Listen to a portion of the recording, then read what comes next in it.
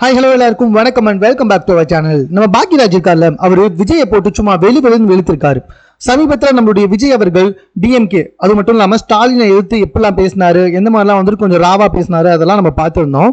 அதுக்கப்புறமா பார்த்தீங்கன்னா விஜய்க்கு அந்த பேச்சுக்கு ஆப்போசிட்டா நிறைய பேர் வந்துட்டு தற்போது பேசி வந்துகிட்டு இருக்காங்க. இதுல நம்ம பாக்கியராஜ் பேசினது ரொம்ப ரொம்ப முக்கியத்துவம் வாய்ந்த விஷயமா பார்க்கப்பட்டு இருக்கு. இப்ப சமூக வலைத்தளத்தை ரொம்ப வைரலா பகிரப்பட்டும் வந்துகிட்டு இருக்கு. அவர் என்ன பேசியிருக்காரு அப்படின்னு சொல்லி பாத்தீங்கன்னா, நாக்கு கூசாம பேசுறியப்பா வாரிசு அரசியல் அப்படின்னு சொல்லிட்டு, நீ 55 வயசுக்கு மேலதான் நீ வந்துட்டு அரசியலுக்கு வந்திருக்க. அது வரைக்கும் சினிமா நடிச்சிருந்த. ஆனா அந்த மனுஷன் தன்னுடைய 16 வயசுல இருந்தே திமுகவில் இணைந்து ஏகப்பட்ட தொண்டாற்றிருக்காரு, ஏகப்பட்ட போராட்டத்தில் உட்காந்துருக்காரு. எடுத்த உடனே அவரை கூட்டு வந்து உட்கார வைக்கலப்பா, உன்ன மாதிரி முதலமைச்சரா உன்ன மாதிரி கட்சி தொடங்க வைக்கலப்பா. கிட்டத்தட்ட 40 வயசு வரைக்குமே தொண்டாற்றி மேயரா இருந்து எம்பியா இருந்து அதுக்கப்புறமா தான்ப்பா கொண்டு வந்து அவரை வந்து முதலமைச்சரா உட்கார வச்சிருக்காங்க. இது எப்படி நீ அரசியலா பாக்குற?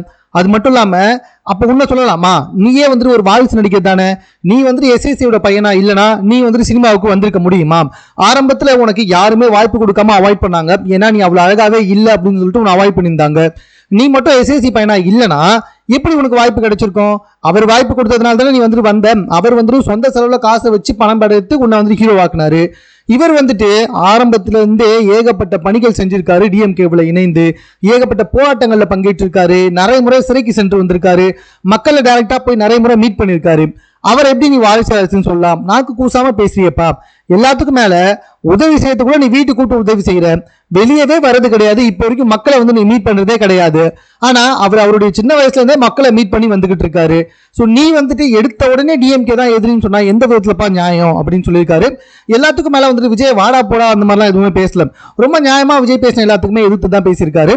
அதாவது கிட்டத்தட்ட 56 வயசுக்கு மேல எந்த தகுதியுமே இல்லாம எந்த ஒரு போராட்டத்திலுமே கலந்துக்காம திடீர்னு நான் ஒரு நடிகை, நான் வந்து டிஎம்கே எதுக்குறேன், எனக்கு நீங்க ஓட்டு போட்டு முதலமைச்சர் ஆக்கணும்னு சொல்ற நீ எங்க?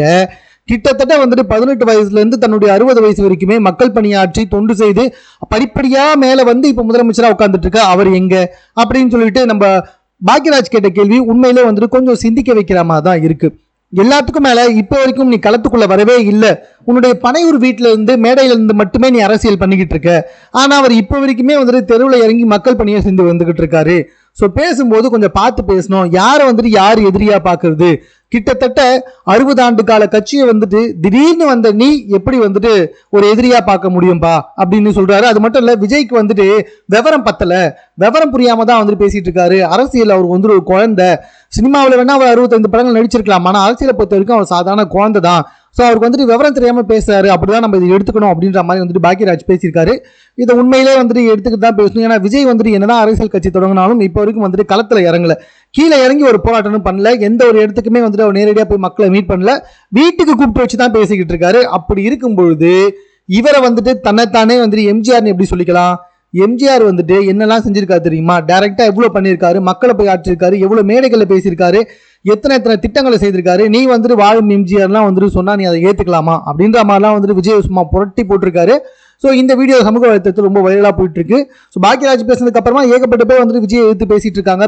நீ வந்துட்டு சினிமாவில் வந்து அரசியலுக்கு போற, ஓகே ஃபைன், படிப்படியா போகலாம், மக்கள் பணி ஆட்சி அதுக்கப்புறமா வந்துட்டு முதலமைச்சராக ஆசைப்படுறது கரெக்ட் தான். எடுத்த உடனே நீ முதலமைச்சரை தான் உட்காரணும்னு நினைக்கிறியப்பா அப்படின்ற மாதிரி நிறைய பேர் சினிமாவை சார்ந்த நிறைய பேரே வந்துட்டு பேசி வந்துகிட்டு இருக்காங்க. ஸோ இது சம்பந்தமா உங்க கருத்து என்னன்றதை நீங்க கமெண்ட்ல தெரியப்படுத்துங்க. மேலும் இது போன்ற செய்திகளுடன் கூட தெரிந்து கொள்வதற்கு நம்ம சென்னை சேனலை சப்ஸ்கிரைப் பண்ணுங்க.